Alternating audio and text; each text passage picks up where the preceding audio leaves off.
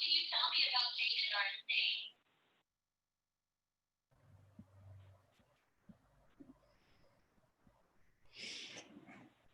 Oh my goodness. Thank you, everybody. We are so sorry about that. And wow, we appreciate you hanging on with us, even after the event's already supposed to be over. So thank you, thank you.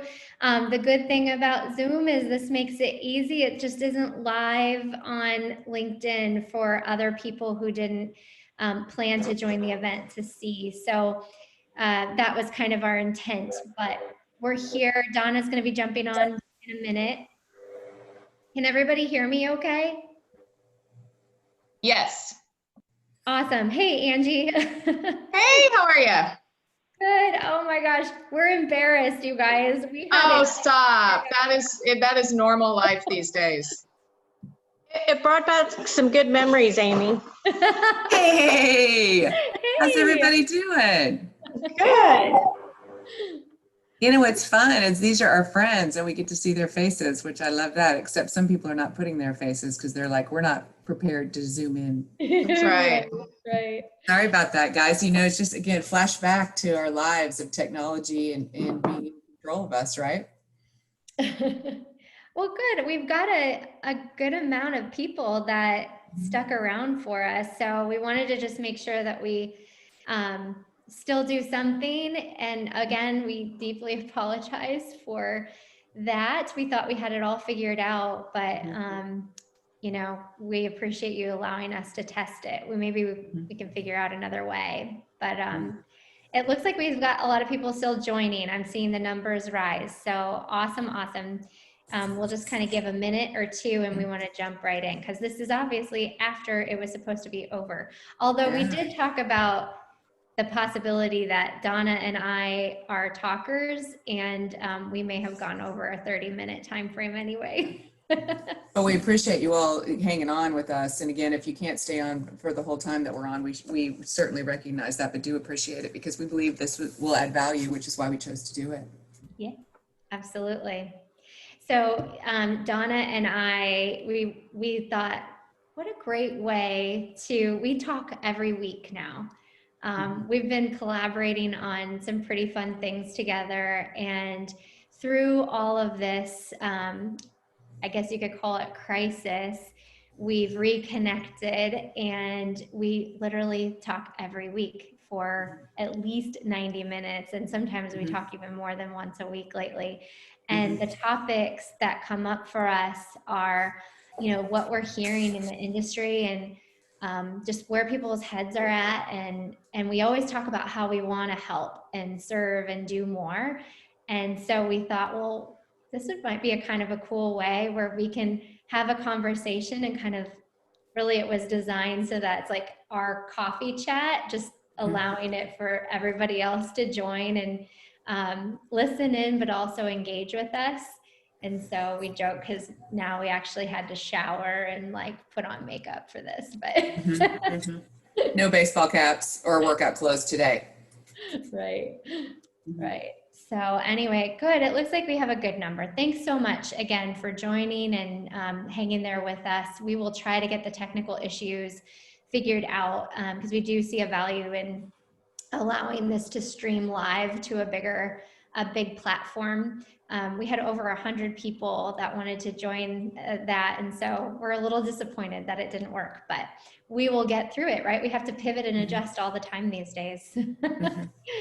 So we really kind of, as we were thinking through this topic of navigating your hospitality sales career in uncertainty, we wanted to divide and really think through, like, what does it mean for those who are actively selling in a role today? And what does it mean for folks who are searching for their next job and their next role? And so we want to talk about both and bring up ideas and context around that and some tools and hacks and some things that we're seeing are really becoming helpful. So that's really what this is all about today. And I'll just kick it off with kind of a quick back and forth here with Donna. So Donna, we've talked a lot about active sellers. And the key right now that I'm hearing, I've been interviewing hospitality VPs of sales and marketing, leaders and sellers, and the topic continues to come up about being proactive, and the need to be proactive, but how can we do that while still feeling authentic and not running into that situation where we're always trying to be mindful of where the customers are and do they want to be prospected and cold called right now. And so let's just talk about that a little bit, and what your theory is around being a proactive seller, because your businesses need it, hotels need to find opportunities, but when everybody's kind of in this uncertain mode. Yeah, so it's been interesting over the course of the last several months and weeks, as we've really entered in waters that we've never been in. We've never had headwinds like this before. We've never survived a global pandemic before. Clearly, our hospitality industry has been impacted. Many of you on this call today that currently do have your job, your job today is a lot harder than it was before. You're working 4 times as hard to get the same amount of business. And so it's really important that if you are an employed seller, that you realize that it's now more than ever, you need to be not getting distracted and recognize that this is a difficult time for you, but it's a really difficult time for our customers. However, there is still travel. And it's still our goal to capture as much of it for our owners or general managers or brands that we possibly can. And so my advice would be, and I've had many conversations with several of you recently, is to just, again, you're gonna have to work harder than you ever have before. And you need to not, being authentic with your customers is gonna be more important than it's ever been before. Like, we are all faced with headwinds and challenges with this pandemic, but a lot of people are still trying to function on a skeleton crew over at their company, just like you are at yours. And so I think being more in contact, more genuine, staying focused on your process, and whether you have, whatever your sales process is, we all have a different one, but I would just really suggest that you stay focused on whatever that process is and know where your accounts are in that process. And recognize that for years, many of us were very blessed to have the phones ringing. Like, the phones were ringing off the hook and people loved us. We had all these great relationships. And now you really have to take a minute and, as Amy said, pivot over. You have to research different places. Like, I know I've talked to several sellers that have booked business they never thought they would be booking, finding business in new places. And you have to really challenge yourself to be able to do that and not get down, right? The thing about it is, this is going to end. It's going to come to an end. And so you have to stay focused and realize that it's, again, the goal of you and your owners to capture as much of the market share of the travel that's actually going on today, because it still does exist. Amy, I know you guys over at GitGo have seen some success with some industries. I don't know if you want to mention that. Yeah, absolutely. So if you're actively selling, I mean, we're seeing a lot in transportation, manufacturing, construction, a lot of the blue collar essential travel.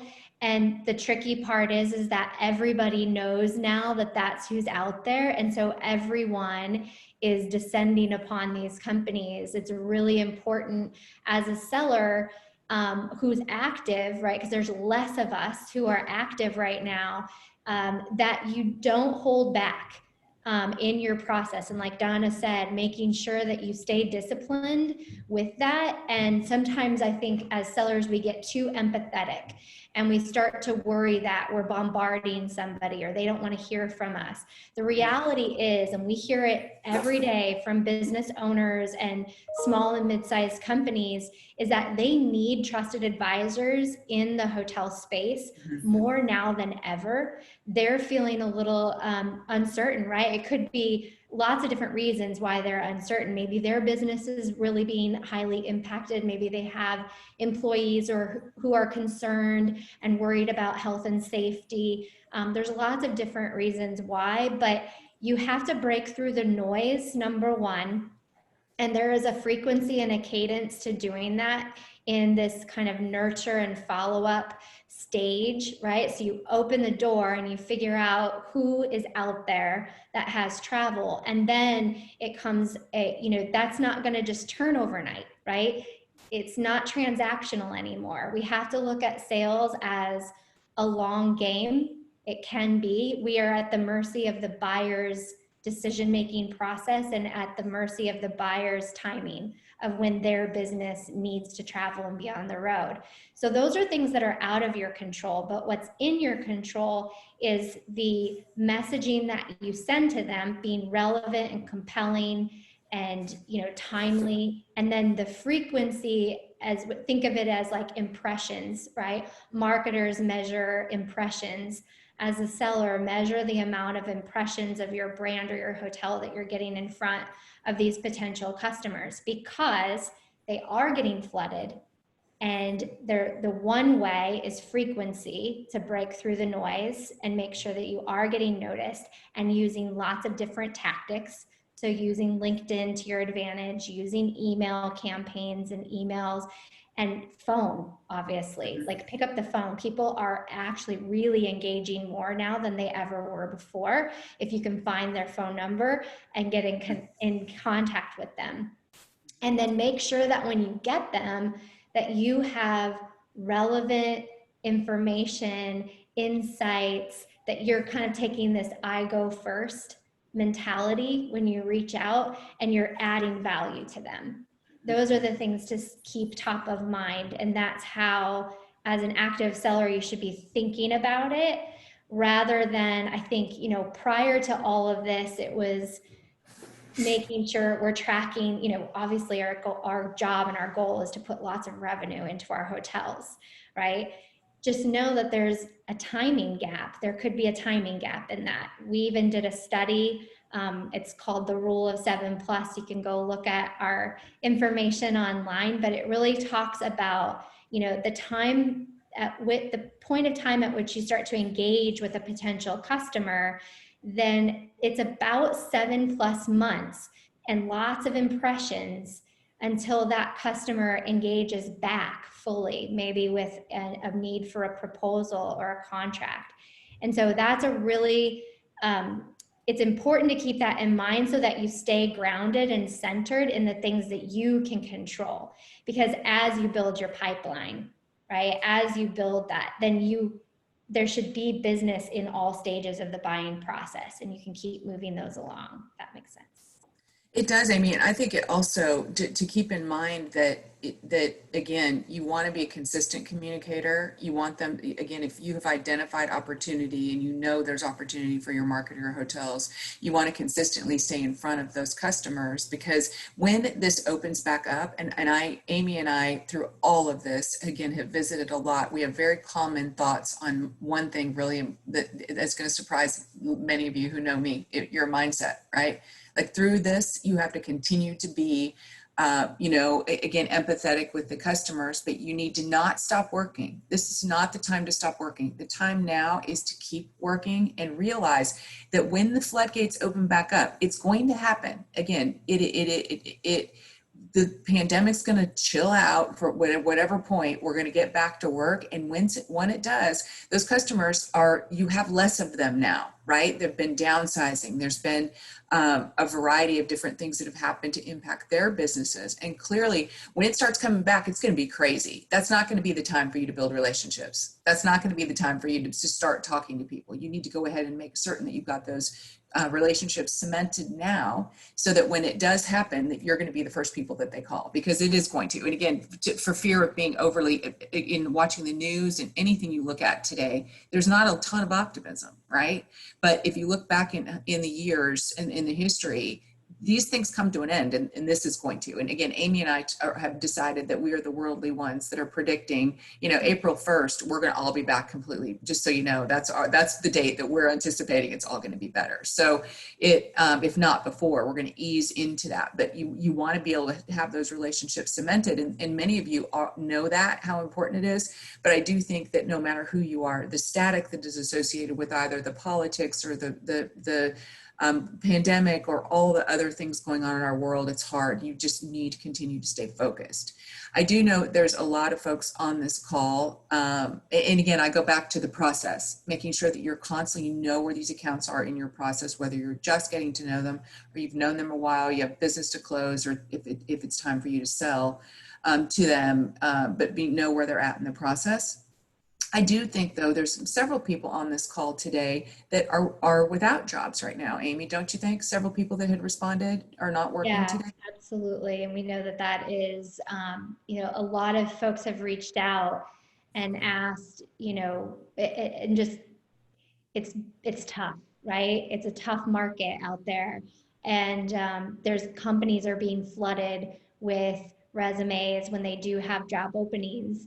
And so we've talked a lot about that. And I think one of the things that Donna and I came to when we were discussing this is it's a sales process within that as well, right? So instead of selling your hotel, you're selling yourself, you're selling your resume and your skill set and your mindset.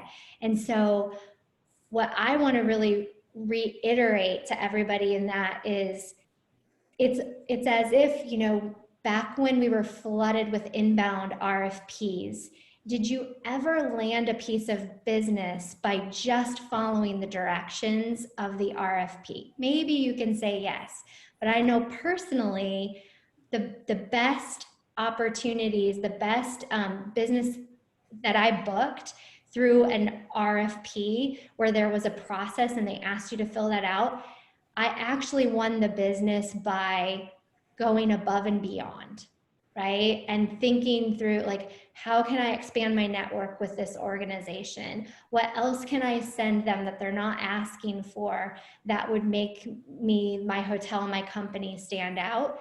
That's how you have to think when it comes to the job search process too, because I know a lot of companies have a strict process of what they want you to follow, send this, and they might even say, don't call. I think it's important though that you figure out, as a salesperson, especially applying for a sales role, that you figure out a way, because I know personally, if I'm hiring a salesperson, I'm looking for somebody who can be assertive, who can put themselves out there, who can find creative ways to, I don't want to say get around the process, but break through the noise, right? Because if you can do that when I'm flooded with resumes and we're bogged down, then obviously I want you on my team, right? I don't want people who necessarily follow the rules. I want somebody who can figure out a way to be creative and stand out, because that's what's, and I'd say if any company slaps your hand, like, fine, move on from them, because they don't understand who they're hiring, and that might be a problem, right? My recommendation along with that is to recognize that you're going to follow their process, right? You're going to fill out their forms. You're going to do it their way. In today's technical world, it's going to be online. But if you do take it to the next level like you would in sales and make yourself stand out, either through sending a personal note or through overnight mailing your resume with a cover letter to wherever it is, whoever you're interviewing with, if you can figure out where they're working today. Clearly, you guys, those of you who've been selling a long time, you've been in a career and you've been successful, you're going to be successful again.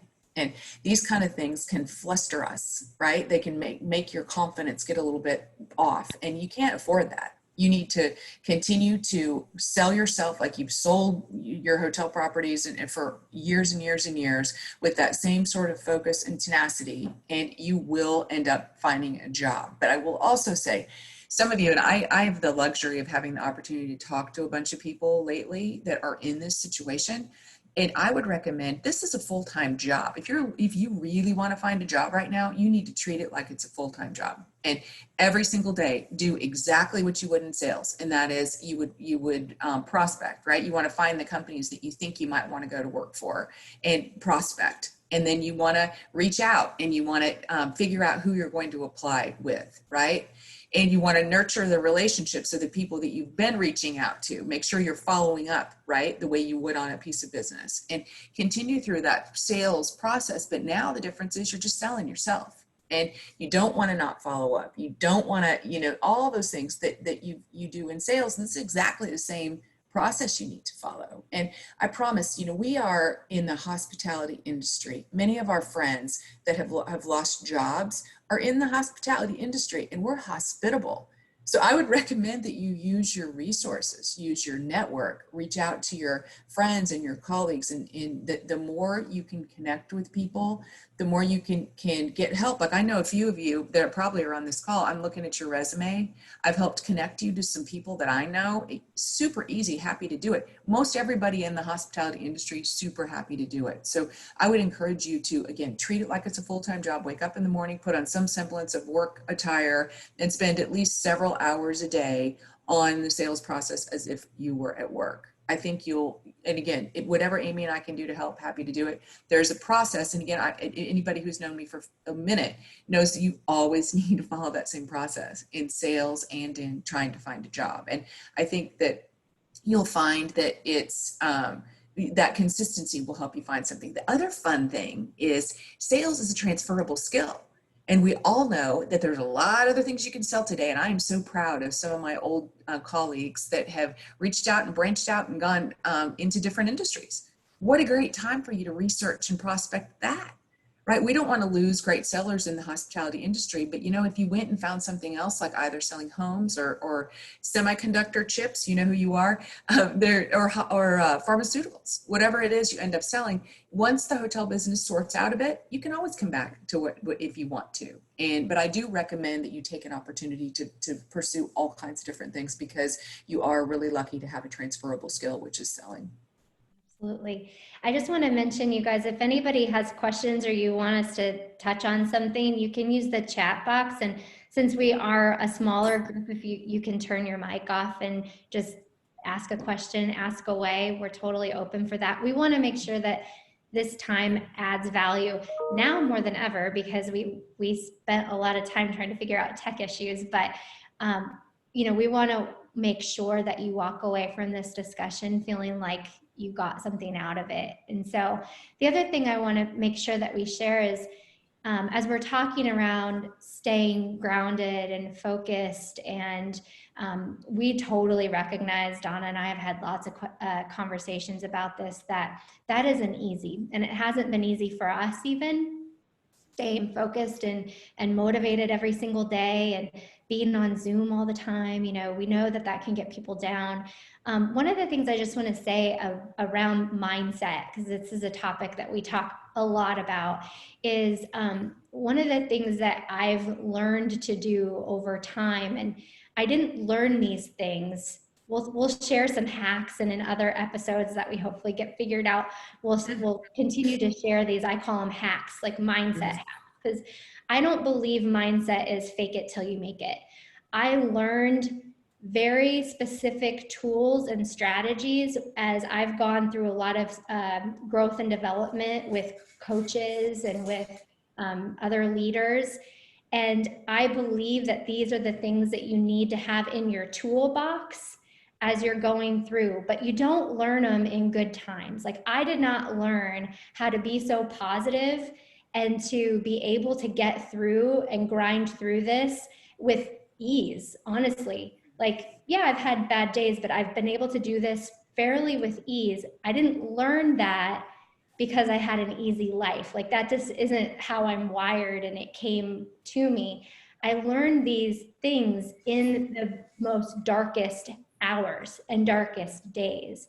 So I just want to say, those of you who are going through some deep, dark experiences, that this is the time, this is the opportunity, this is the learning and the growth. This is a great chance for you to reframe the story for yourself and learn some of these tools and strategies, so that the next time something is gonna, because we'll all have things that knock us down, you can look at it from the lens of opportunity. Because from the very start of the pandemic, and I think I shocked Donna and some other folks, because I was like, this is fine, like, we'll get through it. You know, it's not comfortable, it's not easy, but we're gonna get through it. Because of all the past times that I've had to deal with dark days and, business being shaky. And as an entrepreneur, I look at this as, all right, bring it on. What do I need to figure out? Because the phrase I always say to myself is the big breakdown before the big breakthrough. And if you study the way people grow, and it's human nature to have to feel pain to make a change, right? We don't like to hear that we are, oh, whatever, like I can grow without all of this pain.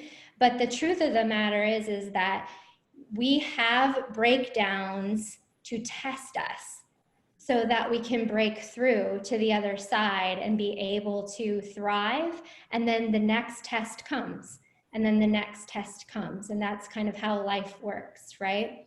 So just keep that in mind. Hopefully that helps somebody. I don't know why I feel like I needed to say it, but it came to me. And what I think is interesting is that, Amy, and we've had a lot of conversations centered around this topic. It's like, I'm all about the growth mindset, right? I'm all about the theory behind you need to grow your mindset, and you need to obviously have a positive mindset. However, these times are different. And we've had some of the challenges that you've experienced, you've commented on, you guys think back to some other things that have happened in the global economy that have impacted the hospitality industry. And I know I learned back in the sales days to be better salesperson, because in those times you have to work at it. I mean, you will have to prospect, you have to look for business. It's not easy. It doesn't just come to you.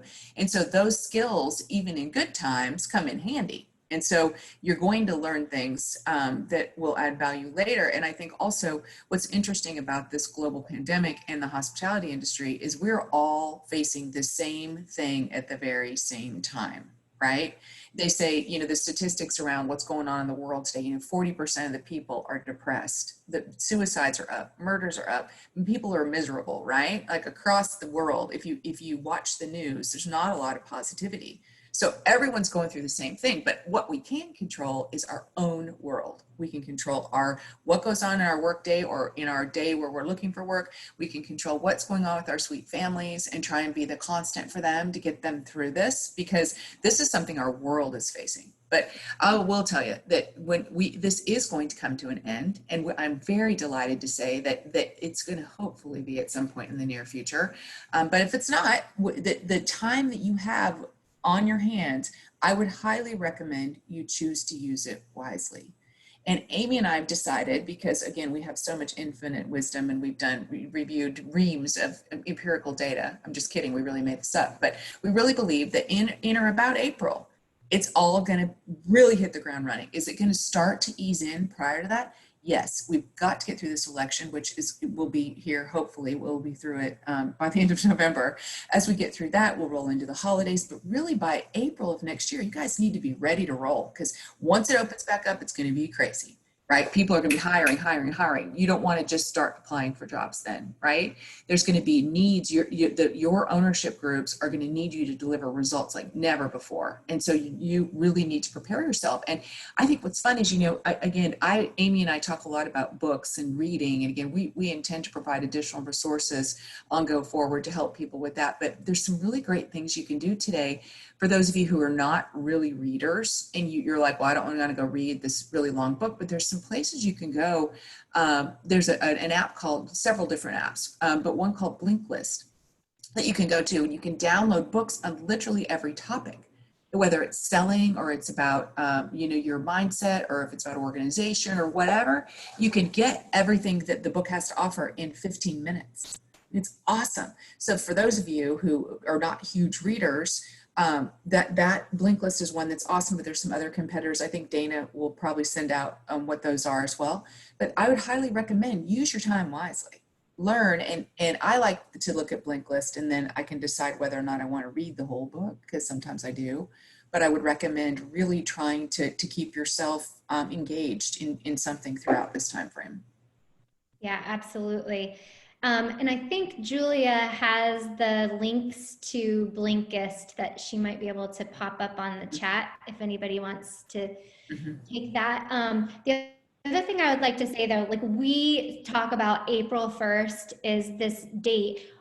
we need that in our minds, I feel, to have a goal to reach for. As sales folks, we are wired to be achievers, and we need a goal. And that's really, really critical, that we set some type of a goal. And that just helped Donna and I kind of frame out, because I was talking to Donna about, business that I'm looking at, and just, trying to frame, and Donna was sort of coaching me, and she's like, work backwards from a goal date, Amy. And that felt so good for me. But the one thing I just want to also impress upon you is, I learned this sometimes the hard way, is don't white knuckle the how, right? You control what you control. You do the work, right? Whether you're an active seller, you're a leader of salespeople, you're someone who's in between looking for your next role, do not white knuckle the how exactly you're going to get there, but take the next right step to do so, right? Take the next right step that feels good to you, check in with yourself, and say, and know the work that has to be done. So follow your process, I guess is what I'm trying to say. Follow your process, but don't get attached to how it could turn out. This has been a game changer for me in business. Honestly, it's how I've grown GitGo to be the way it is, because every day, if I don't white knuckle the how, I'm presented with lots of opportunities and choices, right? So as a salesperson, right, if you're reaching out and you're connecting with lots of people and you're having wonderful conversations day in and day out, and you're doing the work, you're following up with your emails. One of the things I always talked about when I was actively selling at property level was the sales karma, right? How many of you have ever had this happen where you've been focusing hardcore on prospecting and new business development, and suddenly this beautiful opportunity just came out of nowhere and landed on your lap, but it wasn't from anybody that you reached out to. And so it feels kind of like, oh gosh, I did all that work and I got this great. I call that sales karma. And I truly believe in it. Even in my role today as a business person, I'm constantly having conversations with joint venture partners and with other industry leaders and all of this. And my whole goal is to give, right? Just to add value, to give. That's how I keep my mind focused, less on the how I'm going to get what I want, and more on the creating opportunities for myself. Like it may sound a little bit of woo woo, right? But it's this manifesting opportunities. And the way I do that is not attaching to how it's going to look at the end, right? I have a great vision, but sometimes you're thinking you're taking this road and it takes you to the left, and that's okay. If the left feels good and it makes sense, go for it, right? The point is to keep moving and to keep following your process. And I'm sorry, Amy and Donna, can I chime in a quick question? Yeah. Good morning, everybody. This is Monique Lee, and it's so nice that you guys are doing this call. This is really awesome, and it's great to see so many familiar names on the screen. So I'm really excited to see everybody. I wanted to ask, you briefly touched on motivating a team. As salespeople, we thrive on relationships, and that's what keeps us going. But if I could point this and ask Donna, what are the top 3 things that you would advise to keep a sales team motivated in a world where they're not able to connect with customers like before, and they can't jump on a plane and go see somebody and nurture that and all those things, and just kind of keeping them on that high level of constantly going after what they need to do every day?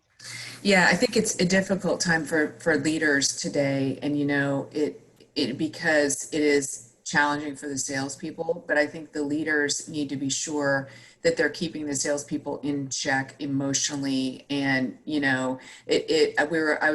know someone who has a family member who's on a ventilator who has COVID, that this COVID stuff is, people have their kids in their living room because they can't go to school, and that there's all these other distractions. And I think that as a leader and a manager of people, it's first and foremost important to recognize the human factor. Like, make sure people know that you care about them and that whatever they need to get done, they need to get done. But I think working is such an exit from all that. Like, to me, when I can come into my office and work, it's such a delight because I can control something, right? With COVID, there's so many things you cannot control.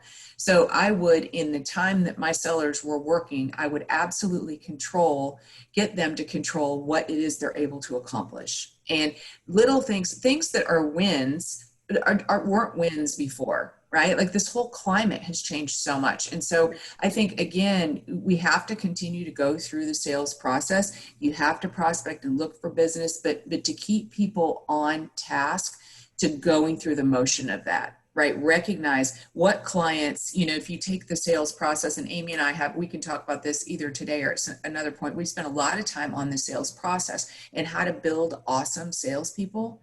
And as a great salesperson, you're going to work through that sales process, whether it's a pandemic or it's not, right? There's things you need to be doing. And again, I think keeping the salespeople on point in saying, this is a terrible time, and in the customers that you're interfacing with, of those customers, who do we think you can add value to by reaching out, right? Who's traveling? How do we help them? And again, I would just encourage, back to Amy saying, it's about, really right now in our world, it's about helping people.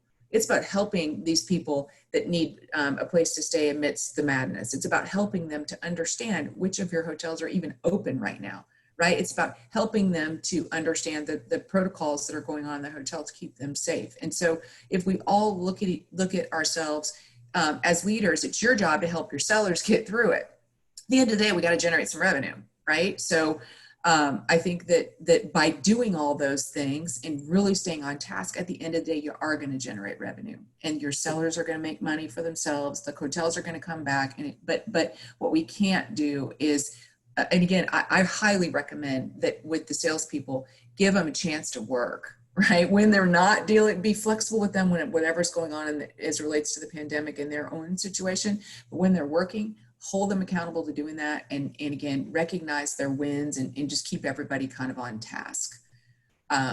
Because Monique, that's a great question. It's a challenging time, certainly for leaders. I mean, it's a messy world. I don't know, did that answer the question? That was great. Thank you so much. Always so motivating, Donna. Oh, you're so sweet. I will tell you the other thing, Amy and I, when we were starting to do this call the other day, our goal was to help one person. And going through this hospitality, I call it crisis. I mean, it's a global pandemic, but we're having our own little hospitality crisis. Everybody should feel that way. And I encourage everybody on this call, if you know somebody that doesn't have a job, or you know somebody, that you need to reach out to, the time to do that is now, because people can't afford coaches. People can't afford recruiters all the time. They don't have big dollars to go out and do that. But there's a lot of different resources that we can provide cross-functionally that can help them. And again, even recommending the blink list, recommending, there are things that I would be happy to visit with people about, as would my friend Amy, to help people get through it, because we're getting through it. That's what's going to be cool about it. We're all going to look back on this and go, oh gosh, remember 2020? It was terrible. But we need to, again, don't waste the time. Take the time to prepare for the future is my recommendation. Yeah, Amy? I would definitely say too, we've been doing a lot of celebrating at GitGo with our team. We actually have a tool that we use that's kind of a central location, and everybody is pinged at 4:30 every day to say, what are you celebrating today? And it posted out to the entire team.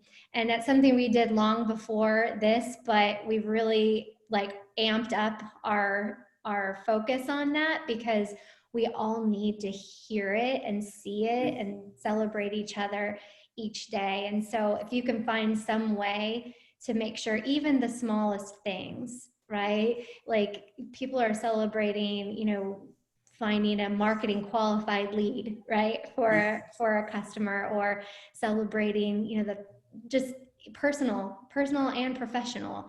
It's a place to just come together and focus on the good things. And we know that, there's even science behind that, that the more you, I think Oprah said, the more you celebrate, the more you have to celebrate. There's actually science behind that.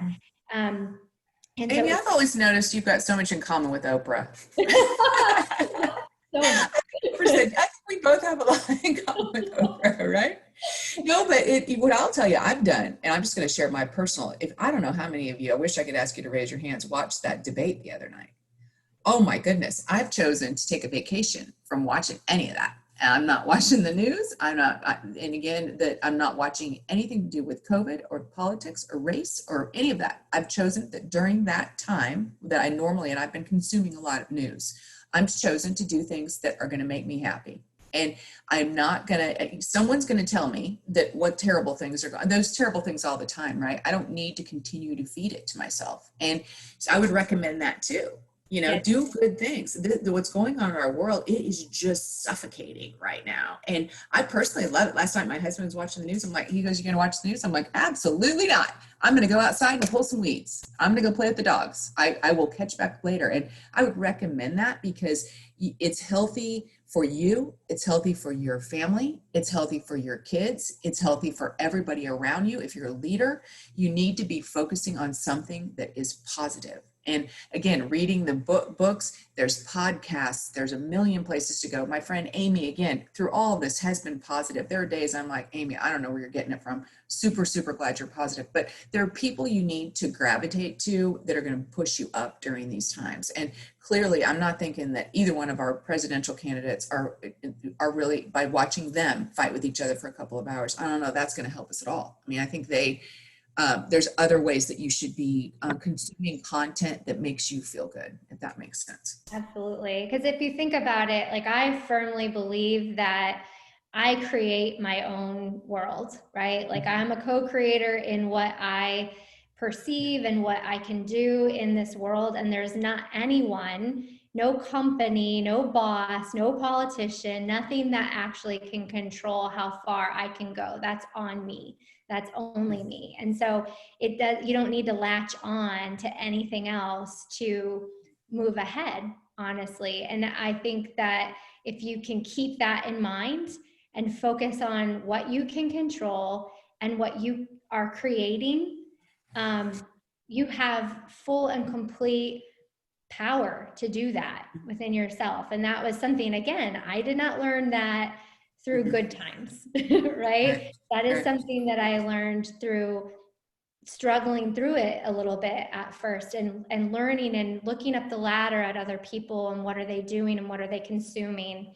And so think about ways that you can start your day positive and end it. You can bookend your day. Just that's one thing that we try to do at GitGo is we encourage our team, start the day with something great, end the day with something great. So a gratitude list, the things that you're grateful for, once in the morning and once at night to bookend your day to show that there are like great things happening all around is just one way to keep yourself centered in the positive, even when it feels like there's chaos going around. And it also really it's the anti-victimhood mentality, right? Like you are not a victim of this situation and this circumstance. Although it can feel that way, right? If we start to consume too much of the negativity. And so focusing on what you can control and what you can create is really the ticket to get through all this. And that coupled with washing your hands about 2,000 times a day and not forgetting to wear your mask, right? Then we're going to get through it, clearly. Right. Awesome. Anyway. You guys, this has been amazing. I'm just kind of trying to read through some comments here.